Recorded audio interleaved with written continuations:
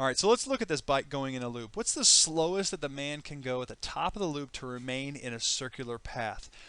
Well, as he's going around, there are forces that are acting on him. He's got a force of gravity that's pulling him down. But what about normal forces? What direction is normal force? Oftentimes we think normal force is upward, but as he's going around in this circle, he's going to be upside down, which actually means the normal force is pushing down on him. The normal force is pushing down because the track is above him as he's moving. So what's the velocity needed in order to keep him in a circle? Well, the net force is going to be equal to mass times acceleration, so we got normal force plus the force of gravity equals mass times centripetal acceleration. So at the slowest speed, now think about this. As he goes around, if he goes around really fast, then he needs a lot of normal force to keep him in a circle. If he goes around a little bit slower, then he needs a little bit less normal force. And as he keeps going slower and slower, eventually he's going to get to a point where he needs just a little bit of normal force to stay in a circle. If he goes any slower than that, then he's not going to make it around in the circle. Gravity's just going to pull him down off of the circle, and he's not going to be in the circle at all. So we need a point at which the normal force is at a minimum and essentially so small that that's going to be essentially equal to zero. So force of gravity is essentially going to be the only force needed in order to keep him in a circle as he's going around. Well, that means mass times gravity, mass times the acceleration due to gravity is going to be equal to mass times centripetal acceleration, which if you cancel mass from both sides, so you don't need to know as mass, then the acceleration due to gravity is going to be the acceleration he needs to stay in a circle. And that's going to be equal to velocity squared divided by the radius. So we go ahead and solve for the velocity squared, take the radius to the other side, so we multiply both sides by radius, and we get velocity squared equals the acceleration due to gravity times the radius. Then we square root both sides, and the velocity is going to be equal to the square root of 9.8 times 3. Remember, the radius here is 3 meters, so 9.8 times the radius, 3, and then square root that. We figure out his slowest speed he can go at the top here is 5.42. If he goes any slower than that, he'll come off of the loop and fall down, but if he goes that speed or faster, he'll remain in the loop the entire time. So in this part, what we're going to look at is we're going to look at different ways of changing specific aspects of centripetal motion. For example, the mass, if we change the speed, the radius, or anything like that, what's going to happen to the centripetal force. So the first thing we're going to start with is the centripetal force is a net force. That equals mass times acceleration. If you remember, centripetal acceleration is speed squared over radius. So if we look at these aspects of the centripetal force, if I change the velocity, how does that change the centripetal force? If I change the radius, how does that change the centripetal force? So we're going to let this equation guide us in order to determine how the centripetal force is going to change when we change one of these other factors. So let's say, for example, that we change the mass by a factor of 1/2. We take the velocity and multiply it by 2, or the radius, and we multiply it by 3. So what is going to be the total effect if we make all of these changes to mass, velocity, and radius? How will that affect the centripetal force of the problem? All right, so first off, you'll notice in the equation that mass is in the numerator. It's being multiplied. So that means if I have half the mass, I'm going to have half the centripetal force. Likewise, if I have velocity, velocity is also in the numerator. It's going to be 2 times, but you'll notice that 2 times is going to be squared because the velocity is squared. So 2 squared is how we're going to affect the centripetal force in that manner. The radius is going to be 3 times. So if the radius is 3 times, notice the radius is in the denominator. So if we have 3 times the radius, we're going to divide by 3 to get the centripetal force. So if you look at all these effects, the 1/2 times the 2 squared divided by 3, the 2 squared is going to give us 4. So half of 4 gives us 2, and we divide by 3.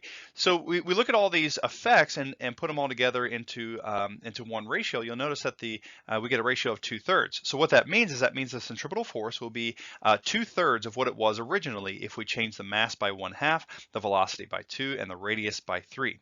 So we'll go ahead and put that in this chart here, just kind of set it aside, and we're going to do some more examples with this. In this example, let's suppose that we take the mass and multiply it by 3, the velocity multiplied by 2, and then the radius we make it half. So what does that do? Well, again, the mass is in the numerator. We multiply, so it's going to be 3 times. So 3 times the mass is 3 times the force. The velocity is going to be 2 times, but that velocity is squared. So 2 times the velocity gives me 2 squared times the force. And then the radius is 1/2. So you'll notice the radius is in the denominator. So if we divide by radius, then that 1/2 is going to be in the denominator as well. All right, so we get 3 times 2 squared, which is going to be 4. Dividing by 1/2 is the same as multiplying by 2 over 1. So 3 times 4 times 2 gives us a total of 24. So the effect on the centripetal force is going to be 24 what it was originally if we change the mass, velocity, and radius in this manner.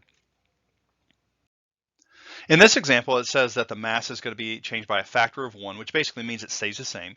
The velocity is changed by a factor of 1/2, and the radius is going to be changed by a factor of 3. All right, so again, mass is multiplied, so it's going to be in the numerator. Velocity is multiplied as well, but it's going to be squared, so it's going to be 1/2 squared, and then the radius is in the denominator, so we divide by 3. So 1/2 squared gives me 1/4. 1/4, and we divide by 3, which is the same as 1/3. So 1/4 times the 1 times 1/3, that gives me 1/12. So the centripetal force will be 1/12 of what it was originally. In this last example, let's suppose that we take the mass and multiply it by 1/3, the velocity and multiply it by 2, and then the radius is going to be 4/3 of what it was originally. All right, so the mass of 1/3 means the centripetal force is going to be 1/3. Velocity of 2 times means that the centripetal force is going to be 2 times squared. And then the radius by a factor of 3/4 or 4/3, we're going to divide by 4/3. All right, so if we look at the 2 squared, that gives us 4. 4 times 1/3 gives us 4/3 in the numerator. You notice 4/3 in the denominator. They cancel and give me a total of 1. So what does that mean? That means with all of these effects, the centripetal force will not change. It'll be by a factor of 1. In this example, we talk about the centripetal acceleration for a person at the equator. Now, because we know the Earth spins on its axis, then that means that the Earth is going to be rotating, and somebody standing at the equator is technically going to be moving in a big circle around the Earth itself. So the question is, what is that acceleration for a person standing at the equator? Well, what do we know? We know the radius is going to be 6.38 times 10 to the 6 meters, but do I know how fast a person's going? Do I know the period of somebody going around the Earth? Now think about this. The period is going to be the amount of time it takes to complete one full cycle around the Earth. Now you may think that's 24 hours, but there's something a little bit weird about Earth's rotation. 24 hours is the amount of time it takes for Earth to face the sun from one time it faces the sun to the next time that it faces the sun, which is actually a little bit more than one full cycle. So one full cycle is actually going to be 23 hours and 56 minutes, which gives us a total period of 86,160 seconds. So that's going to be our period. We can use that period in radius in order to find the speed of a person at the equator. So it's 2 pi times the radius, which is 6.38 times 10 to the 6. Divided by the period, which is 86,160, and that gives us a speed of 465 meters per second. All right, so that's going to be the speed of the object or the person that's going to be at the equator. So the question is, what is their centripetal acceleration? We have the centripetal acceleration equation, speed squared divided by radius. So it's going to be 465 squared divided by the radius, 6.38 times 10 to the 6th. And we get a centripetal acceleration 0.0339 meters per second squared. All right, so that's the centripetal acceleration of a person at the equator. Now, if you think about it, that's the centripetal acceleration needed to keep them moving in a circle.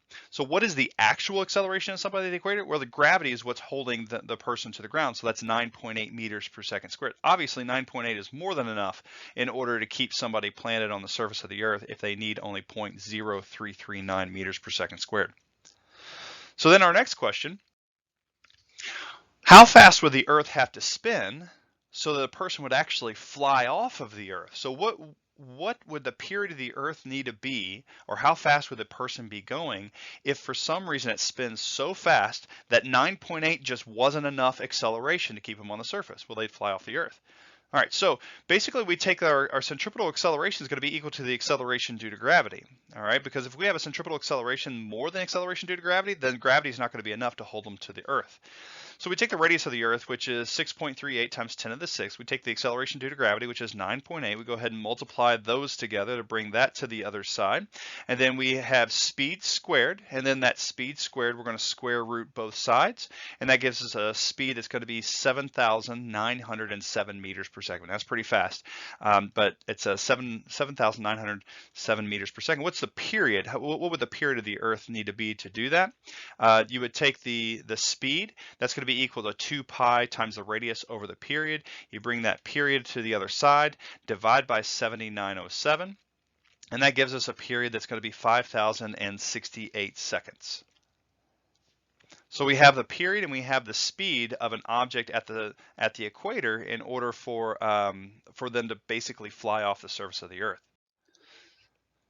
So if we take this speed and we put it in kilometers per second, it's going to be 7.9 kilometers, almost 8 kilometers per second for an object that to start flying off the surface of the Earth. So in order for an object to actually orbit around the Earth, do you know how fast they would need to move? Well, ironically enough, and not really ironically, more so because we just calculated, they would have to move 7.9 kilometers per second. Now, if you figure out what period that actually is, we take 5,068 divided by 60 seconds, and that gives us about 84.5 minutes. So basically, anything that's orbiting around the Earth will orbit the Earth in about 85 minutes. And that's the time it takes to go completely around as it's orbiting. All right, so how does satellite motion work? Well, satellite motion works by basically an object that's going so fast that as it falls around the Earth. So look at this example right here. We have a person who's throwing a rock, and as you throw a rock, you can see that it's going to accelerate downward. It's going to curve down to the ground. Well, what if they throw it faster? They throw it faster, that it's going to curve even more, but it's going to land further away. Well, what if they throw it so hard that the curve that they make matches the curve of the Earth? Now, you'll notice it says 5 meters. The reason it says 5 meters is because if you think about the acceleration due to gravity and the time it takes to fall, in 1 second it's going to fall 5 meters. Technically it's 4.9, which is the equation displacement equals 1/2 times acceleration times time squared plus the initial velocity times time. So half of negative 9.8 times 1 squared will give you negative 4.9, which is about 5 meters. So in 1 second, if it falls 5 meters, but it's still above the Earth, then it's actually going to be in orbit. And that's what this diagram shows. After 8,000 meters horizontally, the Earth curves down by 5 meters. So that's why if you can go 8,000 meters horizontally before that 1 second, in 1 second, then it'll fall down 5 meters and it'll still be above the surface of the Earth. This was one of the thought experiments that Newton actually came up with. Whenever he talked about projectiles that were orbiting around the Earth, that's basically what he said. He said, well, what if I put some powder into a cannon and I launch that cannonball? Well, if I launch that cannonball, it'll just go right to the ground. It'll curve to the ground. But what if I put more powder in that cannon? Well, it would go further, but it would still curve to the ground.